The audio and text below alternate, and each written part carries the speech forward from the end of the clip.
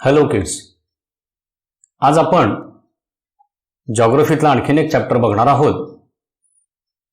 Composition and structure of atmosphere. पहिल्यांदा आपण बघूया ॲटमॉस्फिअर म्हणजे काय.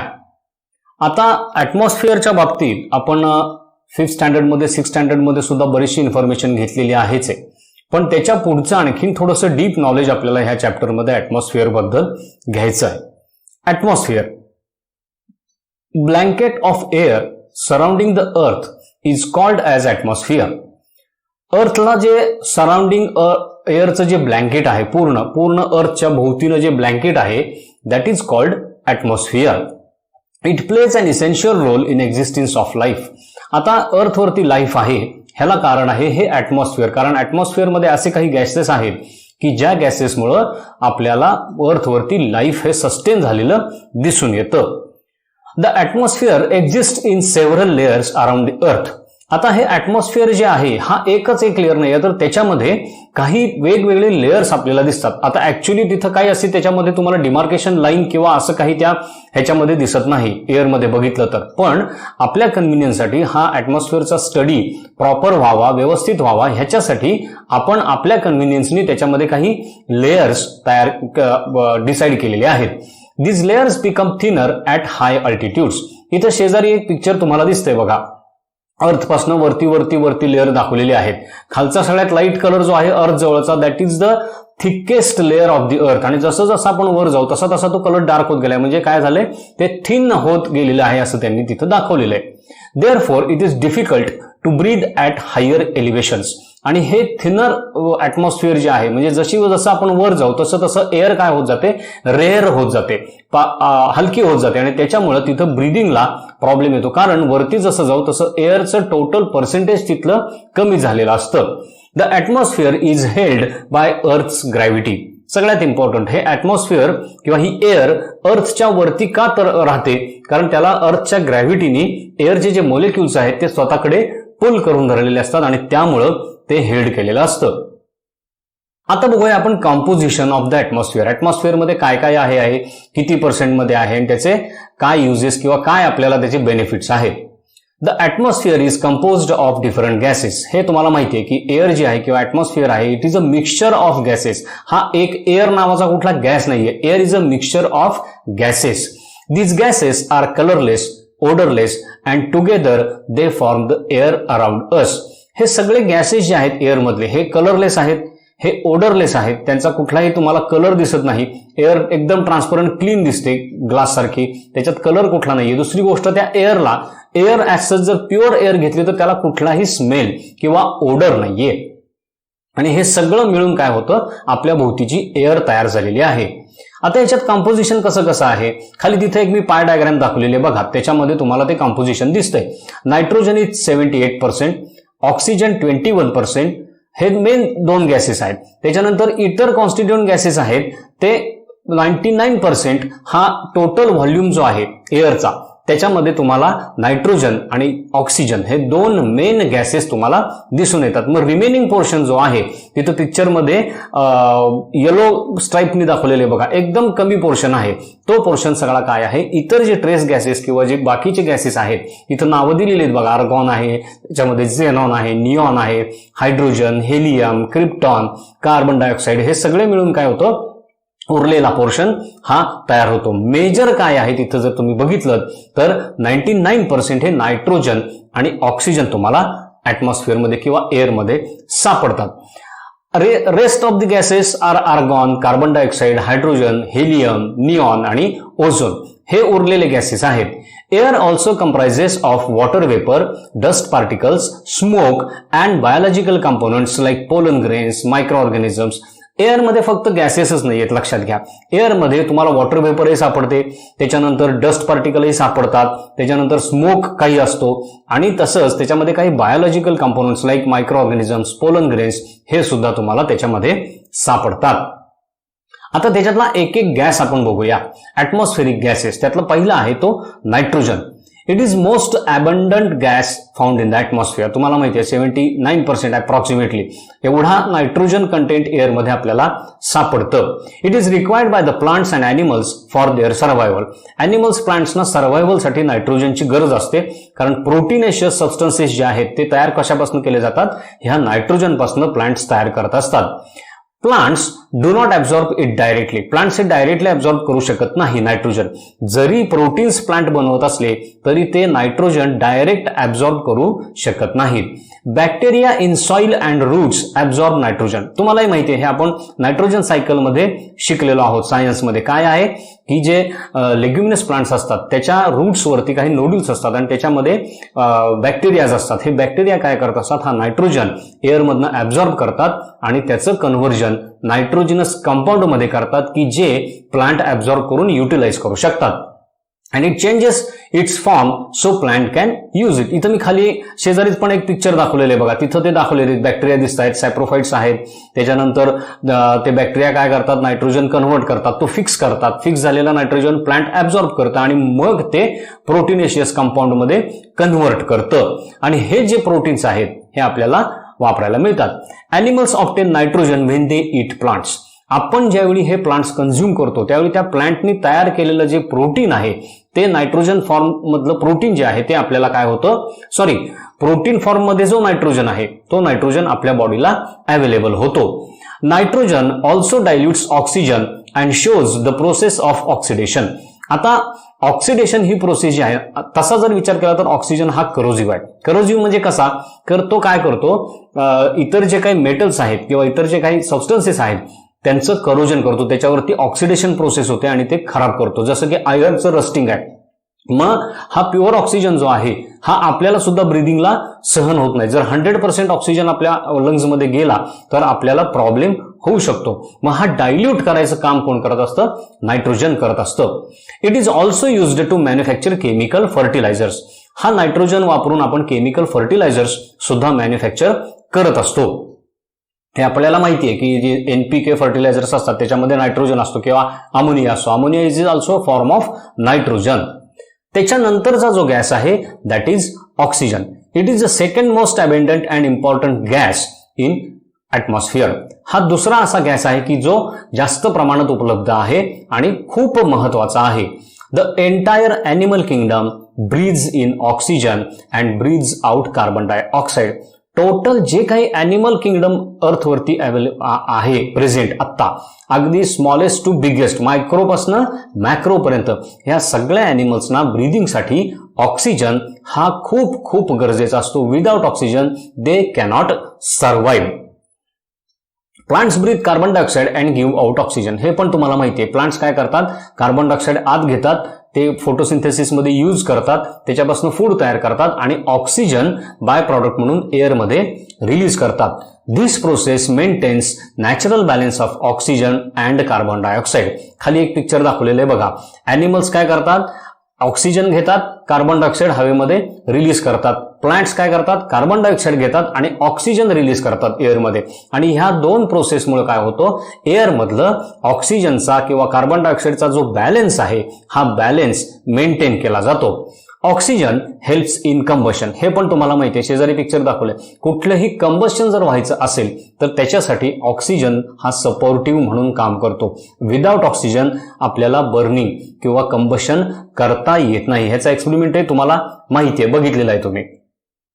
त्याच्यानंतरचा थर्ड गॅस जो आहे that is carbon dioxide. Carbon dioxide is important gas in atmosphere. Carbon dioxide हा सुद्धा एक ॲटमॉस्फिअर मधला इम्पॉर्टंट गॅस आहे.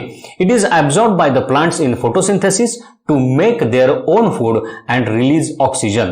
प्लांट्स काय करतात, खाली पिक्चर दाखवलेले आहे बघा. फोटोसिंथेसिससाठी कार्बन डायऑक्साईड इनटेक असतो त्यांचा. कार्बन डायऑक्साईड ते आत घेतात, फूड प्रिपेअर करतात आणि त्याच्यातनं ऑक्सिजन हा बाय प्रॉडक्ट काय करतात, ते एअरमध्ये किंवा ॲटमॉस्फिअरमध्ये पुन्हा रिलीज करतात. The heat absorbing capacity of the carbon dioxide helps the earth to maintain its temperature. Carbon dioxide हा गॅस असा आहे की तो आपल्यामध्ये हीट आतमध्ये ॲब्झॉर्ब करून घेतो. म्हणजे टेम्परेचर वाढवण्याचं काम हा कार्बन डायऑक्साईड करत असतो. आणि ह्याच्यामुळे काय झालेलं आहे, जी काही सन हीट अर्थवरती येते, ॲटमॉस्फिअरमधनं आत येते, त्यातली बरीचशी हीट हा गॅस ऍब्झॉर्ब करतो आणि त्यामुळं आपल्याला अर्थवरती वॉर्म क्लायमेट मिळतं. लक्षात घ्या, सगळीची सगळी तो हीट बाहेर सोडली जात नाही ॲटमॉस्फिअरमध्ये. काही हीट हा गॅस ऍब्झॉर्ब करून वॉर्म मेंटेन करण्याचं काम हा करत असतो. It prevents earth's heat to escape in to atmosphere. इथं पिक्चर दाखवलेलं आहे बघा की तो सनरेज आत आलेले आहेत आणि ते सनरेज काय होत आहेत, परत अर्थवरनं ज्यावेळी रॅडिएट होतात किंवा रिफ्लेक्ट होतात त्यावेळी त्यातली हीट हे कार्बन डायऑक्साईड गॅस काय करतो, स्वतःमध्ये ऍब्झॉर्ब करून घेतो.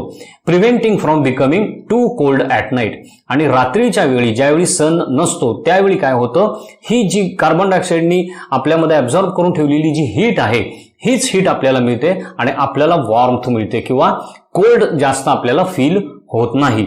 जर हे नाही झालं तर आफ्टर सनसेट आपल्याला प्रचंड प्रमाणात कोल्ड फेस करावी लागली असती. त्याच्यानंतर जे गॅसेस आहेत, argon, that is a third most abundant gas in the atmosphere. It has many industrial applications. Argon इंडस्ट्रीजमध्ये भरपूर ठिकाणी मेन स्टेनलेस स्टीलचे वेल्डिंग जे असतं ते आर्गॉन गॅस तिथं वापरला जातो. Water vapour plays crucial role in bringing precipitation and influences weather activities on the earth. ह्या ज्या एअरमधल्या वॉटर वेपर्स आहेत ह्याच्यामुळंच आपल्याला रेन, क्लाउड फॉर्मेशन ह्या सगळ्या ज्या वेदर फिनॉमिना आहेत ते बघायला मिळतात. लक्षात घ्या, त्याच्यामुळं काय होतं की आपल्याला पहिली गोष्ट म्हणजे पाऊस म्हणजे रेन वॉटर मिळतं, फ्रेश वॉटर मिळतं. दुसरी गोष्ट एक प्रकारचं मॉइस्ट ॲटमॉस्फिअर मेंटेन करायचं काम ही वॉटर वेपर एअरमध्ये करत असते. जर आपण एकदम ड्राय एअरमध्ये गेलो फ्री ऑफ वॉटर वेपर तर आपल्या स्क्रीनला क्रॅक जातात. थंडीच्या दिवसात तुम्ही हा अनुभव घेतलेला आहे, कारण थंडीच्या दिवसात एअरमधलं वॉटर वेपरचं प्रमाण हे खूप कमी झालेलं असतं. त्याच्यानंतरचा गॅस आहे तो ozone. Ozone is present in negligible quantity. अतिशय निग्लिजिबल क्वांटिटीमध्ये एअरमध्ये ओझोन आहे. It is very important as it protects us from ultraviolet rays of sun. हे पण तुम्हाला माहिती आहे, ओझोन गॅस जो आहे हा काय करतो, सनपासून आलेले अल्ट्राव्हायोलेट जे अतिशय लाईफ फॉर्म्सला हार्मफुल आहेत हे रेज स्वतःमध्ये ऍब्झॉर्ब करून घेतो आणि त्यांना अर्थपर्यंत पोहोचून देत नाही. It works like an umbrella.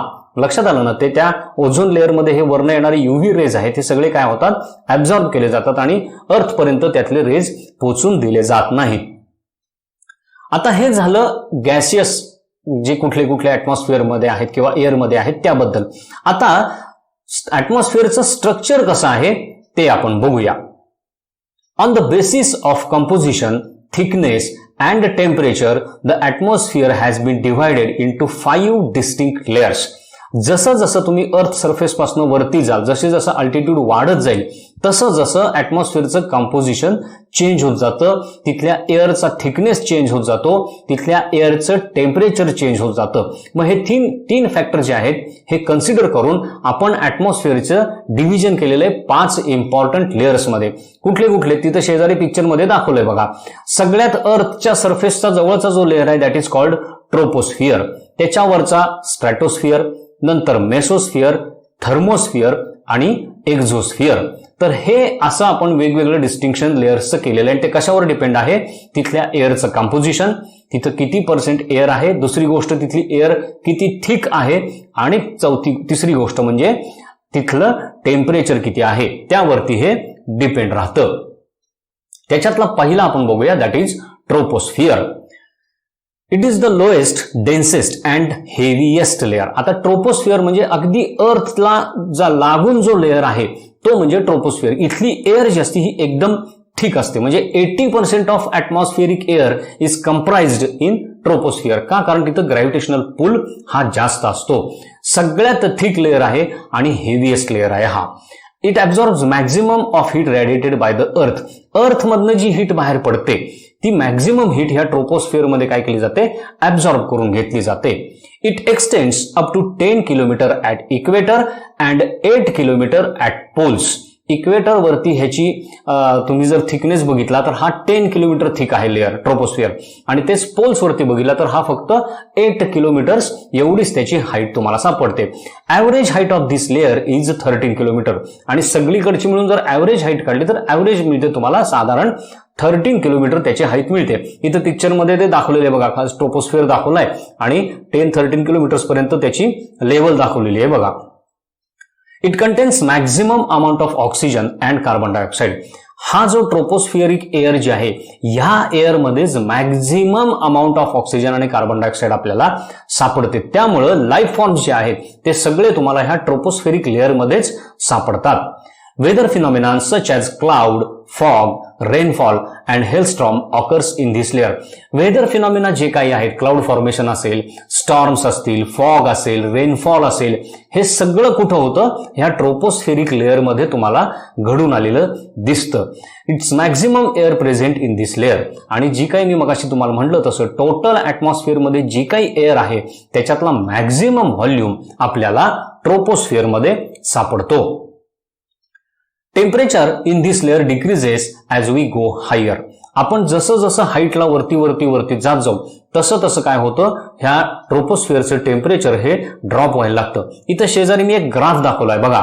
खालच्या एक्स ऍक्सिस वरती टेम्परेचरचं तुम्हाला मार्किंग दिसतंय आणि वाय ऍक्सिस वरती अल्टिट्यूड इन किलोमीटर्स दिसतंय. जसं जसं अल्टिट्यूड वाढत जाते ट्रोपोस्फिअरला तसं तसं काय होतंय, टेम्परेचर हे मायनसकडे सरकतंय. लक्षात आलं ना? म्हणूनच आपण ज्यावेळी हाईटला जातो त्यावेळी तिथं आपल्याला स्नोफॉल किंवा तिथं आपल्याला थंडी जास्त दिसून येते. रफली at the rate of 1 degree Celsius decrease you get for every 265 metre. आता हा जो टेम्परेचर ड्रॉप आहे हा रफली किती आहे, तर 265 मीटरला 1 डिग्री टेम्परेचर ड्रॉप होतं. लक्षात आलं? आणि this effect is known as normal lapse rate. मग जसं जसं तुम्ही वर जाल तसं दर 265 मीटरला तुम्हाला 1 डिग्री टेम्परेचर ड्रॉप मिळत जातो. हा जो ड्रॉप आहे हा कॉन्स्टंट असतो आणि ह्याला काय म्हटलं जातं, नॉर्मल लॅप्स रेट असं नाव दिलेलं आहे. The upper limit of troposphere is known as tropopause. Pause म्हणजे थांबणे, तुम्हालाही माहिती आहे. सगळ्यात ट्रोपोस्फिअरचा जो अप्पर लिमिट लेअर आहे, इथं पिक्चरमध्ये तुम्हाला दाखवलंय बघा, ट्रोपोस्फिअर दाखवलाय, त्याच्यावरती स्ट्रॅटोस्फिअर आणि मध्ये ट्रोपोपॉज तुम्हाला दिसतो. म्हणजे स्ट्रॅटोस्फिअर आणि ट्रोपोस्फिअरची बाउंड्री आपण म्हणू शकतो. It is not at all demarcated, पण तिथं आपण असं समजतो की तिथं ट्रोपोस्फिअर हा संपला. It is transition zone that separates the troposphere from next layer stratosphere. हा ट्रान्झिशन झोन आहे, म्हणजे डिमार्केशन नाहीये. ट्रोपोस्फिअर मधनं स्ट्रॅटोस्फिअर मध्ये जाताना जो मधला ट्रान्झिशन झोन जो लागतो दॅट इज कॉल्ड ट्रोपोपॉज. आता त्याच्यानंतरचा ट्रोपोपॉजच्या वरचा जो लेअर आहे that is called stratosphere. It extends up to height of 50 kilometre from surface of the earth. अर्थच्या सरफेस पासून 50 किलोमीटर्स पर्यंत आपल्याला काय सापडतो, स्ट्रॅटोस्फिअर सापडतो. इथं शेजारच्या पिक्चरमध्ये दाखवलंय बघा, 10-13 किलोमीटर्स पर्यंत ट्रोपोस्फिअर आहे आणि तिथनं अबाउट 13 किलोमीटर्स टू 50 किलोमीटर्स आपल्याला जो दिसतो लेअर दॅट इज कॉल्ड स्ट्रॅटोस्फिअर. मी तिथं रेड ॲरोनी ते मार्किंग दाखवलेलं आहे बघा. It is almost free from clouds. Cloud जे आहेत, क्लाउड फॉर्मेशन जे आहे हे तुम्हाला मॅक्झिमम कुठं सापडतं, तर ट्रोपोस्फिअर मध्ये सापडतं. आणि हा जो स्ट्रॅटोस्फिअर लेअर आहे त्या लेअरमध्ये तुम्हाला क्लाउड्स फारसे दिसत नाहीत. And all kinds of weather phenomena, आणि इतर वेदर फिनॉमिना सुद्धा तुम्हाला तिथं फारसे दिसत नाहीत. Therefore it is ideal for flying jet aircraft. म्हणून हा जो लेअर आहे स्ट्रॅटोस्फिअर लेअर जो आहे ह्याच्यामध्ये जेट एअरक्राफ्ट म्हणजे जी हायस्पीड एअरक्राफ्ट्स आहेत, विमानं आहेत, ती फ्लाय करतानाही स्ट्रॅटोस्फिअर मधनं फ्लाय केली जाते. कारण तिथं एअर एकदम क्लीन असते, व्हिजनला कुठल्याही प्रकारचं तिथं तुम्हाला बाउंड्रीज येत नाहीत. पण ट्रोपोस्फिअर मधनं जर तुम्ही गेलात तर काय असतं, ढग असतात तिथे, बाकीच्या गोष्टी तिथं स्टॉर्म्स होत असतात, त्यामुळं एअर ट्रॅफिकला तिथं प्रॉब्लेम येऊ शकतो. पण कमर्शियल ट्रॅफिक जे आहे ते सगळं कुठनं जातं, ट्रोपोस्फिअर मधनं. आणि जे ट्रॅफिक आहे किंवा हाय स्पीड ट्रॅफिक जे आहे ते सगळं कुठनं चालतं, या स्ट्रॅटोस्फिअर मधनं चालतं. आणि त्याला रिझन काय, तर it is free from all weather phenomena. This layer contains the ozone gas which protects Earth from the harmful ultraviolet rays of the sun. आता ह्या स्ट्रेटोस्फिअर लेअर मध्ये आपल्याला अल्ट्राव्हायोलेटचा एक अतिशय थिन लेअर सापडतो आणि ह्याच्यामुळेच आपल्याला हे ओझोन गॅसचा एक थिन लेअर सापडतो. आणि ह्याच लेअरमुळे वरचे अल्ट्राव्हायोलेट रेज जे आहेत सनलाईट मधले ते अर्थ पर्यंत येऊ शकत नाहीत, ते तिथंच ट्रॅप केले जातात. तिथं शेजारच्या पिक्चर मध्ये तुम्हाला दाखवलंय बघा, तिथं स्ट्रॅटोस्फेरिक ओझोन लेअर दाखवलेला आहे आणि वरनं येणारे जे अल्ट्राव्हायोलेट रेज आहेत ते तिथं त्यांनी काय केले, अडकवून ठेवलेले आहेत. काही तो ऍब्झॉर्ब करतो आणि काही पास होऊन देत नाही. हा सगळ्यात इम्पॉर्टंट फिनॉमिना आहे, कारण तुम्हाला माहिती आहे ultraviolet rays are very very harmful for life on the earth. Temperature increases with an increase in height due to absorption of ultraviolet rays from the sun. आता ह्या लेअरमध्ये, ह्या ओझोन लेअरमध्ये काय होतं, हे अल्ट्राव्हायोलेट रेज जे आहेत, जे हीट पण त्याच्यामध्ये भरपूर असते, ते ॲब्झॉर्ब झाल्यामुळं इथं तुम्हाला हीट वाढलेली दिसते. To the end of this layer temperature begins to fall. आणि ज्यावेळी हा लेअर एंड व्हायला लागतो तिथं पुन्हा काय होतं, टेम्परेचर खाली यायला लागतं. इथं वर पिक्चर तुम्हाला शेजारी ग्राफ दाखवलेला आहे बघा, त्याच्यात तुम्हाला दिसून येईल की ह्याची बाउंड्री जी आहे, म्हणजे ट्रोपोपॉज क्रॉस केल्यानंतर काय होतंय, स्ट्रॅटोस्फिअरमध्ये हळूहळू टेम्परेचर राईज व्हायला लागलेलं आहे. It is going from minus two zero, म्हणजे राईज होतोय टेम्परेचर, आणि नंतर एका ठिकाणी ते स्ट्रेट वरती जायला लागले, म्हणजे तिथनं पुन्हा काय व्हायला लागलेलं आहे, ते कमी व्हायला लागलेलं आहे. The upper limit of stratosphere is called स्ट्रॅटोपॉज.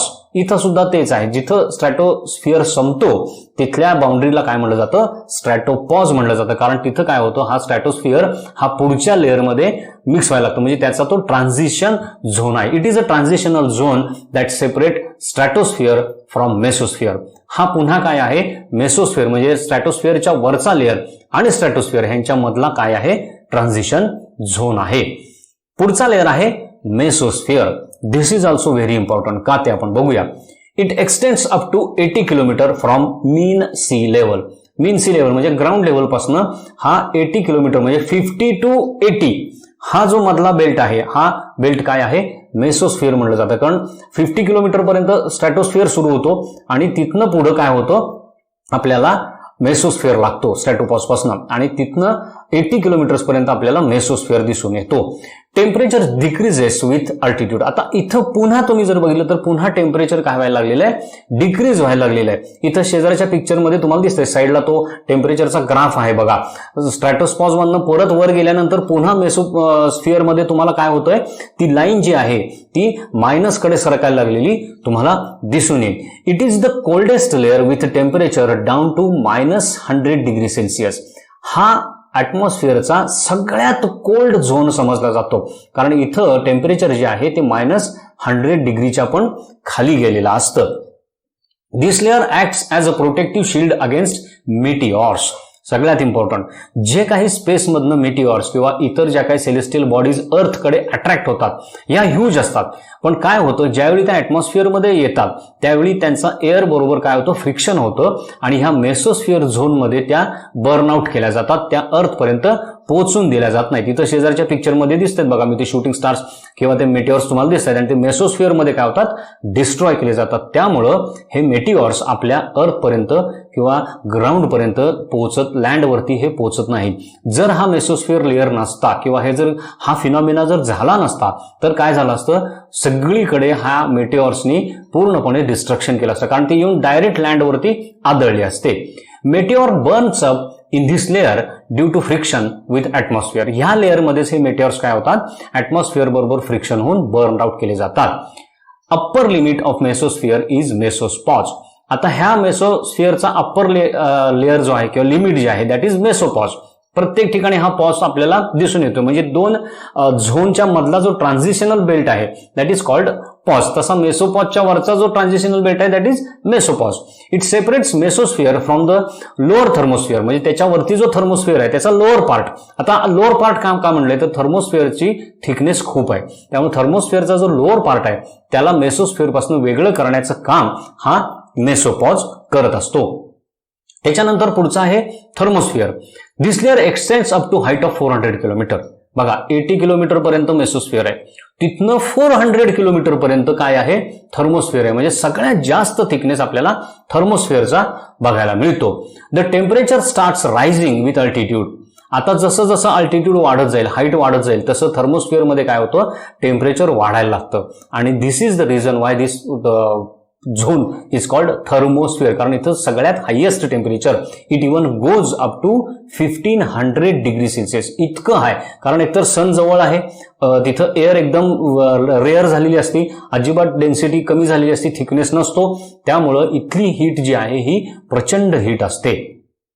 It contains electrically charged particles called ions.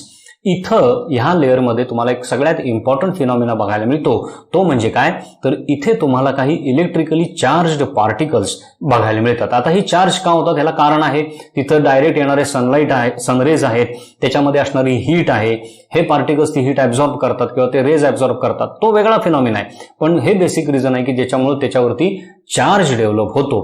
These ions facilitate transmission of radio waves. Very important, हे जे चार्ज्ड पार्टिकल्स आहेत किंवा हे आयन्स जे आहेत हे काय करतात, रेडिओ वेव्हजचं ट्रान्समिशन जे आहे ह्याला फॅसिलिटेट करतात किंवा त्याला हेल्प करतात, सपोर्ट करतात.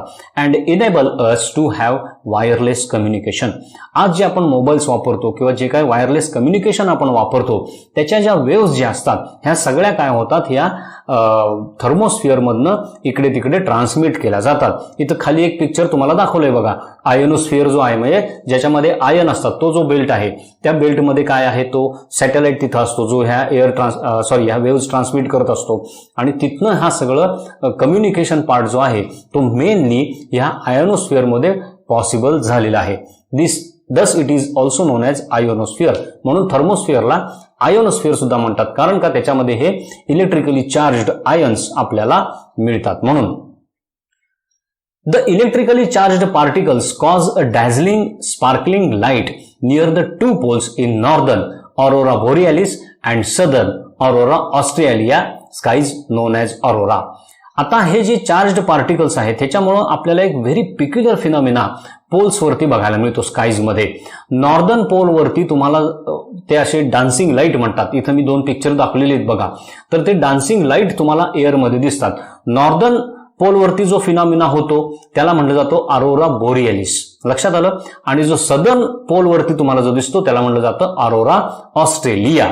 तर हे 2 फिनॉमिना आपल्याला बघायला मिळतात. आणि हा डान्सिंग लाईट का, तर हे आयन्स जे आहे ते काय करतात, लाईट एमिट करत असतात रात्रीच्या वेळी आणि त्याच्यामुळे जो क्रॉस लाईट सनचा त्यांना मिळत असतो तो तिथनं ते एमिट करतात आणि त्याच्यामुळे आपल्याला रात्रीच्या वेळी सुद्धा हा डान्सिंग लाईट किंवा डॅझलिंग लाईट्स आपल्याला हवेमध्ये दिसतात. That is called aurora effect. लक्षात आलं. दोन्ही नावं लक्षात ठेवा. नॉर्थ पोलवरती अरोरा बोरियालिस आणि साऊथ पोलवरती अरोरा ऑस्ट्रेलिया. त्याच्यानंतरचा लेअर आहे that is called exosphere. This is the last layer of the atmosphere. त्याच्यानंतर तो स्पेसमध्ये काय होऊन जातो, मिक्स होऊन जातो आणि तिथनं पुढे आपल्याला एअर बघायला मिळत नाही. इथं एक्झोस्फिअरमध्ये सुद्धा एअर जी असते ती एकदम लेअर असते, म्हणजे मोलिक्युल्स फार कमी प्रमाणात एकमेकांपासून खूप लांब असे एअर असते, म्हणजे ते डिस्पर्स तिथं होत जाते. लक्षात आलं. म्हणून हा this is a exosphere. It is the outermost layer of atmosphere that merges with the outer space. हा जो आउटरमोस्ट लेअर आहे हा काय होतो, नंतर स्पेसमध्ये मर्ज होऊन गेलेला असतो. तिथं तुम्हाला बाउंड्री दिसत नाही. लक्षात आलं. पण एका लिमिट नंतर एअरचा एकही मॉलिक्यूल तुम्हाला सापडत नाही. There where we say it is a space. In this layer the temperature rises with height. ह्या लेअरमध्ये सुद्धा टेम्परेचर जे आहे जसं जसं आपण वर जाऊ म्हणजे सनच्या जवळ जातो आपण थोडक्यात, त्यामुळे तिथं सुद्धा काय होतं, टेम्परेचर किंवा हीट ही वाढत जाते. This layer is made up of light gases like hydrogen and helium.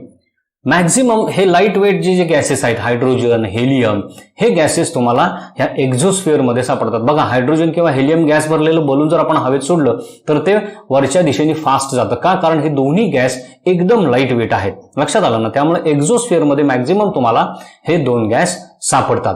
The weather satellites that orbit the earth are positioned in this layer.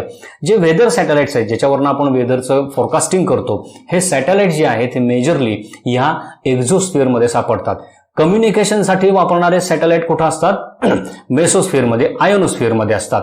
आणि जे वेदरसाठी जे सॅटेलाइट्स वापरले जातात ते सगळे तुम्हाला एक्झोस्फिअरमध्ये सापडतात. कारण का, तिथनं हाईट वाढलेल्यामुळं तिथनं लार्ज एरिया हे सॅटेलाइट्स कव्हर करू शकतात. आता हे झालं वेगवेगळे लेयर्स ॲटमॉस्फिअरचे कसे आहेत, काय आहे, त्यांचा इम्पॉर्टन्स काय आहे, त्यांची हाईट किती आहे, तिथं टेम्परेचर कसं कसं वाढत जातं का कमी होत जातं, त्याच्यातले काही पिक्युलरिटीज आपण बघितल्या, जसं की presence of ions, presence of ozone layer. आता आपण बघणार आहोत ह्या ॲटमॉस्फिअरचा इम्पॉर्टन्स काय आहे ते. It protects us from meteors and other cosmic particles सगळ्यात महत्वाचं ऍटमॉस्फिअर आपण बघितलं की मेटिऑर्स आणि इतर जी कॉस्मिक पार्टिकल्स किंवा जे सेलेस्टियल बॉडीज अर्थकडे अट्रॅक्ट होतात त्याच्यापासून आपल्याला ऍटमॉस्फिअर काय करत असतं, प्रोटेक्ट करत असतं. These particles burn on entering the earth's atmosphere. अर्थच्या ऍटमॉस्फिअरमध्ये एंटर केल्या केल्या एअरच्या फ्रिक्शनमुळे काय होतं, हे पार्टिकल्स काय होतात, बर्न अप करून जातात. मी तिथं तुम्हाला दाखवलं बघा, काय फॉलोइंग मेटिऑर्स दाखवले and they have started burning as soon as they enter the atmosphere. It contains oxygen which is essential for sustaining all forms of life on earth. ह्याच्यामध्ये ऑक्सिजन असतो जो आपल्याला लाईफसाठी अर्थवरती प्रचंड गरजेचा आहे. It also contains nitrogen and carbon dioxide which is essential for the growth and development of plants. तसंच ऍटमॉस्फिअरमध्ये आपल्याला नायट्रोजन, कार्बन डायऑक्साइड हे सुद्धा जे इसेन्शियल गॅसेस आहेत लाईफ फॉर्मसाठी ते सुद्धा कुठे सापडतात, ऍटमॉस्फिअरमध्येच आपल्याला सापडतात. It protects earth from the harmful ultraviolet rays of the sun. मग अशा आपण बघितले तर तुम्हाला पिक्चर पण दाखवलेलं आहे मी की तो अल्ट्राव्हायोलेट रेज जे येतात ते ओझोन लेअरमध्ये ऍब्झॉर्ब केले जातात आणि that's why they cannot reach and damage life on earth. It prevents heat from escaping the earth surface. तसंच काय दुसरा पण फायदा त्याचा काय आहे, ऍटमॉस्फिअरमध्ये हीट ॲब्झॉर्ब केली जाते काही गॅसेसमध्ये, कार्बन डायऑक्साईड सारख्या, तिथं पिक्चर शेजारी तुम्हाला दिसतंय, आणि त्याच्यामुळं काय होतं, तिथं अर्थमधली हीट एस्केप होऊन दिली जात नाही, thereby maintaining favourable temperature. आणि त्याच्यामुळं अर्थवरती लाईफसाठी जे फेवरेबल टेम्परेचर आहे, सुटेबल टेम्परेचर आहे, जी रेंज आहे टेम्परेचरची ती मेंटेन केली जाते. It supports the formation of clouds and rains. सगळे वेदर फिनॉमिना ह्या ऍटमॉस्फिअरमध्ये होतात, त्यामुळे आपल्याला रेन्स मिळतात, क्लाउड तिथं तयार होतात, स्टॉर्म असतं सगळं. हे सगळं सुद्धा आपल्याला काय आहे, खूप बेनिफिशियल आहे, नाहीतर आपल्याला अर्थवरती फ्रेश वॉटर मिळालंच नसतं. It facilitates wireless communication. आणि आता आपण त्या आयोनोस्फिअरचा जे बघितलं आपण आयोनोस्फिअर, त्याचा वापर आपण आपल्या वायरलेस कम्युनिकेशनसाठी किंवा मोबाईल जे आपण वापरतो, जे कुठलं वायरलेस कम्युनिकेशन आहे त्याच्यासाठी आपल्याला ऍटमॉस्फिअर हेल्प करतं. तर इतके आपल्याला युजेस ऍटमॉस्फिअरचे आहे. So atmosphere that way is very very important for us. Atmosphere हे जे आहे, एअर जी आहे, ही जर अर्थवर नसती तर सिंपल अर्थवरती लाईफ आपल्याला सापडलं नसतं. त्याच्यानंतर आपण एक महत्वाचा फिनॉमिना बघणार आहे, that is called global warming. हे नाव तुम्ही बऱ्याच ठिकाणी ऐकलेलं आहे, सतत ऐकत आहात. हे काय आहे हे आपण थोडंफार पार्ट 6 स्टँडर्डमध्ये बघितलेलं आहे, थोडंसं रिपीट करूया. It is an increase in the average temperature of earth surface. Global warming म्हणजे काय, तर अर्थ सरफेसच्या ॲव्हरेज टेम्परेचरमध्ये थोडी थोडी इन्क्रीज व्हायला लागलेली आहे. जे नॉर्मल 37 डिग्री 35 डिग्री हे जे ॲव्हरेज टेम्परेचर आहे ते हळूहळू काय व्हायला लागलेलं आहे, ग्रो व्हायला लागलेलं आहे, and that is called global warming. बरं, हे एका ठिकाणी कुठं असं वाढत नाहीये, पूर्ण एअरमध्ये, पूर्ण एअरच्या ब्लँकेटमध्ये, ॲटमॉस्फिअरमध्ये सगळीकडेच हे टेम्परेचर काय व्हायला लागलेलं आहे, हळूहळू राईज व्हायला लागलेलं आहे. Such a rise in global temperature has some devastating impacts on environment and its inhabitants. हा जो ग्रोथ आहे, ही जी राईज आहे टेम्परेचर मधली, ह्याच्यामुळे काय व्हायला लागलेलं आहे, आपलं जे एन्व्हायरमेंट आहे अर्थवरचं किंवा त्याचे इनहेबिटंट्स म्हणजे आपण किंवा प्लांट्स, ॲनिमल्स, ह्यांच्यावरती त्याचे काही बॅड इफेक्ट्स आता दिसायला लागलेले आहेत. इथं मी पिक्चरमध्ये तुम्हाला दाखवलेले आहे बघा दोन्ही ठिकाणी, आणि they are very very very very harmful, destructive effects आहेत, पण लॉंग टर्म इफेक्ट्स आहेत हे. आता त्याची काही रिझन्स आपण बघूया की ग्लोबल वॉर्मिंग का होतंय किंवा हा राईज इन टेम्परेचर का होतीये. त्याच्यातलं पहिलं रिझन आहे that is depletion of ozone layer. The ozone layer in the atmosphere protects us from harmful ultraviolet rays of the sun. हा जो ओझोन लेअर आहे तो आपल्याला पुन्हा आपण बघतोय की तो अल्ट्राव्हायोलेट रेज आत येऊन देत नाही.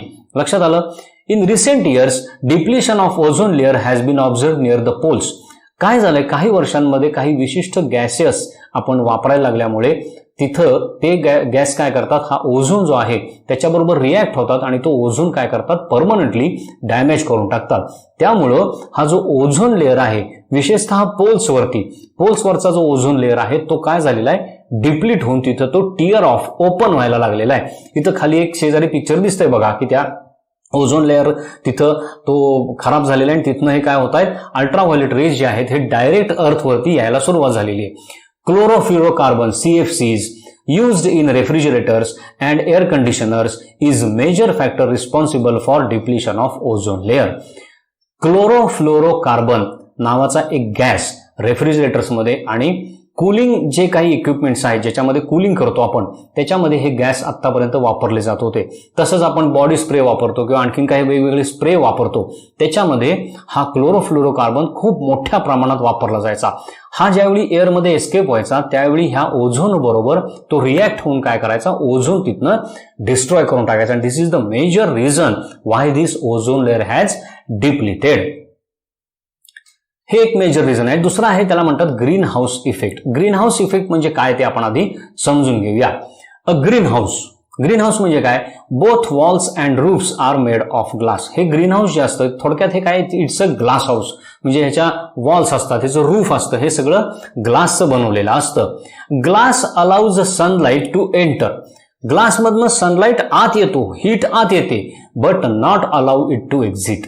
पण ती हीट बाहेर जायला त्याच्यातनं अलाउ करत नाही. त्या ग्लास अशा असतात की त्याच्यातनं हीट ही एस्केप होत नाही, हीट रेडिएट होते, हीट ग्लासमधनं पास ऑन होऊ शकत नाही, लक्षात घ्या. त्यामुळे काय होतं, सनरेज बरोबर ही हीट त्या ग्लासमधनं आतमध्ये येते, पण आत आलेली हीट जी आहे ती तिथंच ट्रॅप करून ठेवली जाते, ती पुन्हा बाहेर जात नाही. इथं एक पिक्चर तुम्हाला दाखवलेलं आहे बघा, ते आत आलेलं आहे. So it is comparatively warmer inside than outside. त्यामुळे काय होतं, ग्लास हाऊसमध्ये आतमध्ये जर तुम्ही गेलात तर तिथं टेम्परेचर तुम्हाला आउटसाइड पेक्षा थोडंसं जास्त सापडतं. त्या पिक्चरमध्ये दाखवलंय बघा, तो ग्लास हाऊसच्या आतला thermometer it is showing high temperature, whether as outside थर्मोमीटरमध्ये तुम्हाला ती मर्क्युरी लेवल खाली दिसते. It is used in temperate regions to grow tropical fruits and flowers. Temperate zone जो आहे, हीट झोन, जिथं टेम्परेचर कमी असतं, अशा ठिकाणी ट्रॉपिकल म्हणजे जी हॉट झोन मधले जे फ्रुट्स किंवा फ्लॉवर्स किंवा व्हेजिटेबल्स आहेत ते आर्टिफिशियली ग्रो करण्यासाठी ह्या ग्रीन हाऊसचा किंवा ह्या ग्लास हाऊसचा वापर केला जातो. म्हणजे काय, टेम्परेट रिजनमध्ये टेम्परेचर कमी असतं, मग ही सनकडनं येणारी हीट आत ट्रॅप करून तिथं टेम्परेचर वाढवलं जातं आणि तिथं हे फ्रुट्स आणि व्हेजिटेबल्स वाढवले जातात. So this is called green house effect. Some gases in the atmosphere same properties. आपल्या ॲटमॉस्फिअरमध्ये काही गॅसेस असे आहेत की ज्यांच्या प्रॉपर्टीज ह्या ग्रीन हाऊस सारख्या किंवा ग्लास हाऊस सारख्या आहेत. म्हणजे काय, it allows solar radiation to penetrate. म्हणजे ते सोलर रेडिएशन आत येऊन देतात ॲटमॉस्फिअरमध्ये अँड देन ट्रॅप्स इट. आत आल्यानंतर परत मागे जाणारे जे सोलर रेडिएशन्स आहेत किंवा अर्थमधनं जी हीट इव्हॉल्व्ह केली जाते ती हीट मात्र हे काय करतात, ट्रॅप करतात, बाहेर ॲटमॉस्फिअरच्या जाऊन देत नाहीत. इथं खाली तो पिक्चर मी तुम्हाला दाखवलंय बघा, सनरेज आत आलेत पण त्या ॲटमॉस्फिअरमधनं ते पुन्हा रिबाउन्स होऊन काय झालेत, पुन्हा आतमध्ये म्हणजे टुवर्ड्स अर्थ सरफेस आलेले आहेत.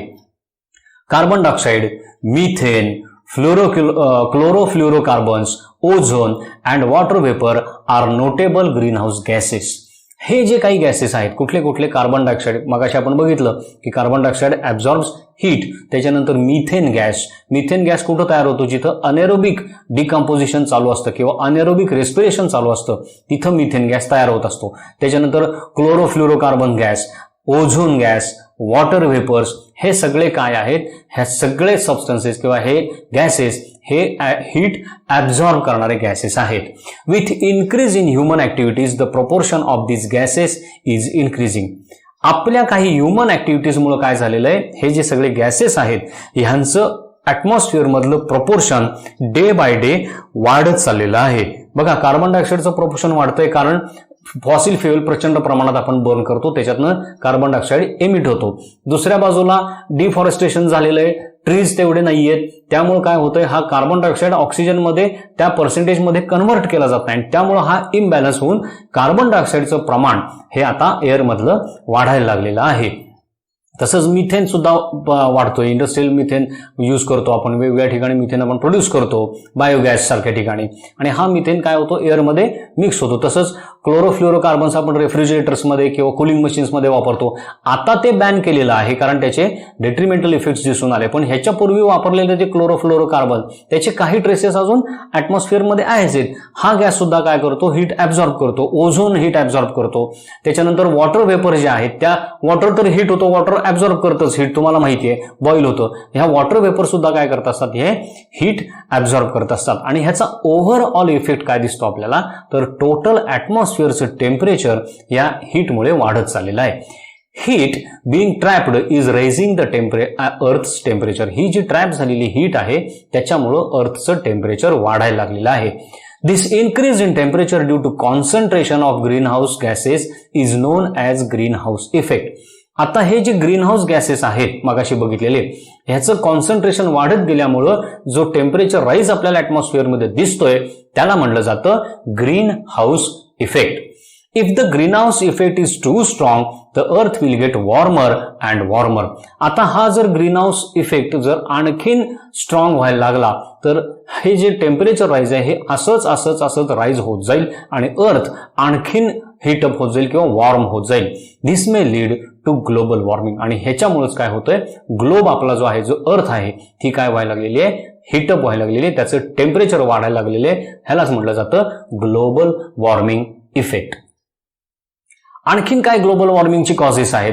मेन कॉजेस हे झाले की अर्थच्या ऍटमॉस्फिअर मधले जे ग्रीनहाऊस गॅसेस आहेत, हीट ऍब्झॉर्ब करणारे गॅसेस आहेत, त्यांचं पर्सेंटेज वाढायला लागलेले आहे. आणखीन एक कारण आहे ते म्हणजे deforestation.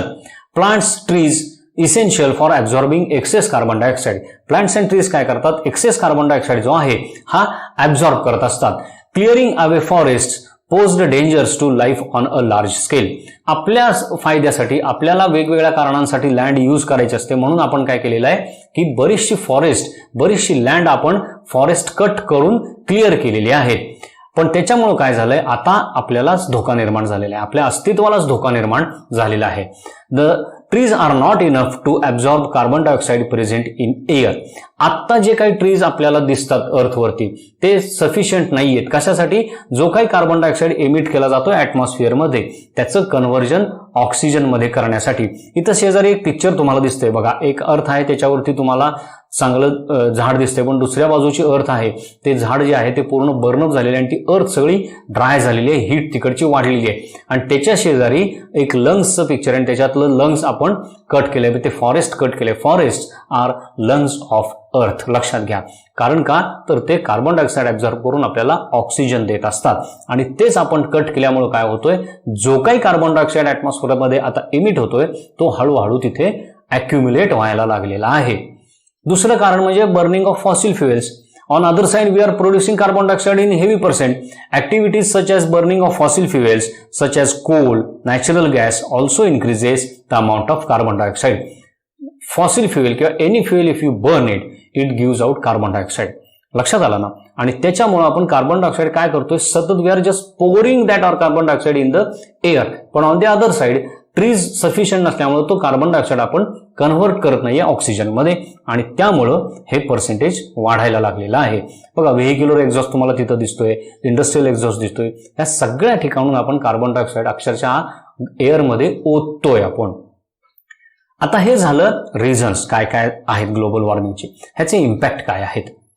Polar ice caps are melting rapidly. Polar ice cap जे आहेत, जिथं आईस म्हणजे सगळ्यात फ्रेश वॉटर फ्रोझन स्टेटमध्ये आहे, त्या आता हळूहळू काय व्हायला लागल्यात, मेल्ट व्हायला लागलेले आहेत. Increasing water level in the sea. ते वॉटर मेल्ट झालेलं काय होतं, सीज मध्ये येतं आणि सीजची काय व्हायला लागलेली आहे, वॉटर लेवल हळूहळू राईज व्हायला लागलेली आहे. Low lying coastal areas and few islands may get submerged in water and disappear completely. आता जो कोस्टल एरिया आहे, जर सी लेवल वाढली तर ही कुठं जाणार, कोस्टल एरियावरती येणार आहे, बरोबर आहे ना. मग काही जी आयलँड्स आहेत, लो आयलँड जे आहेत, जे अगदी वॉटर सरफेसच्या लेव्हलला आहेत, हे जर वॉटर लेवल वाढली तर ह्यातले काही आयलँड्स हे सबमर्ज होऊन जातील, परमनंटली ते पाण्यामध्ये बुडून जातील.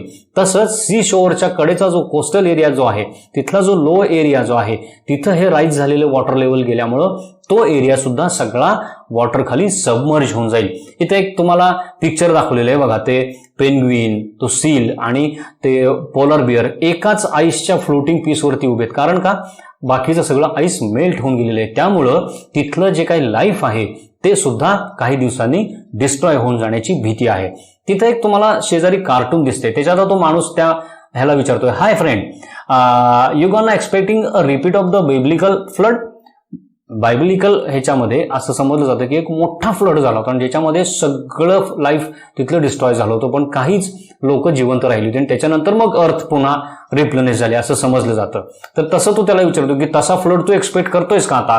तर तो काय म्हणतोय बघा, no, just preparing for the rising sea level. तर तो काय म्हणतोय, काय नाही, मी त्याचा नाही विचार करते, सी लेवल जी राईज होतीये त्याच्यासाठी मी तयारी करतोय. त्याने ती बोट तयार करून ठेवली. म्हणजे काय, this is coming slowly towards us, the danger is towards us, लक्षात घ्या. म्हणून हे आता कंट्रोल करणं खूप गरजेचं आहे.